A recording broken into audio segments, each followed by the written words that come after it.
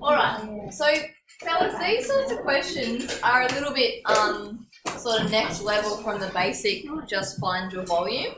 Okay? These sorts of questions is where you're actually given the volume and part of another section to find out the volume, and they're asking you to find the missing area. So, for example, if we had a box and you knew the height and you knew the length, but you didn't know the width, okay, or something like that. So you can imagine that that box could be different shapes and sizes, and you've got to try and find the missing measurement given the volume. Okay. So hands up if you know how. Well, let's go back. What's the word I'm looking for? Formula for volume is what? Right, length times width times height. I'm just going to get a better pen. Yeah, good question. So Bailey's asked, can you do it anyway? Because you're multiplying, and you're only multiplying here, not multiplying and then adding here, you can actually multiply them all in any order, okay, to get your volume, if you knew what that was. The other thing is some people get confused when they're using a physical thing to find out what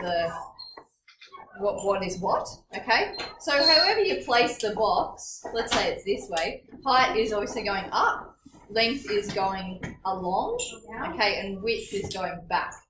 But really that doesn't matter too much, because if I was to then change the orientation of this box, this would be my height, this would be my length, this would be my width.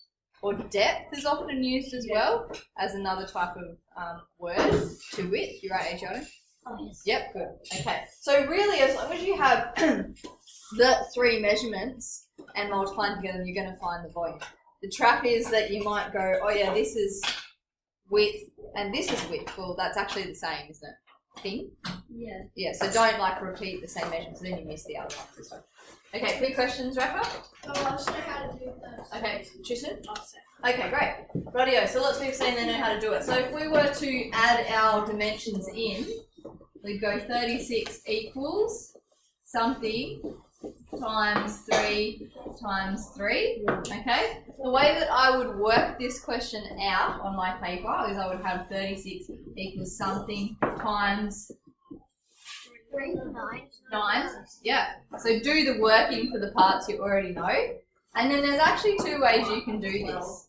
Okay? You could do with, thanks guys, with your calculator, you could do trial and error. But there's an easier way. Okay, so 9 times 1, 9 times 2, whatever. Okay, you probably can tell this answer, but if this number was bigger, it would be trickier. Okay, as it's going to be in your investigation when you do that. But what is the easier way to do this question? Easier than that. Like quicker. Adriana. So you divide 36 by 9, and that's before. Yeah. For this one, you could definitely just go, all right, I know 9 times 3. Yeah, 9 times 4. Yeah, but if these numbers were heaps bigger, and it gets a little bit trickier. Cool. So my length then is 4. And if you're going to be really particular, really conscientious, you would then go back and go, all right, yep, 3 times 3 times 4 in on your calculator does equal 36. Okay. So if you have a look at some other questions where you've got like 12 times 3.5 times something equals 84, then it would definitely be easier to do it this way than try and do trial and error because it will take a bit longer. Cool? Make sense? Yeah. Any questions about volume? No. Sweet. Good job. All right, now on your text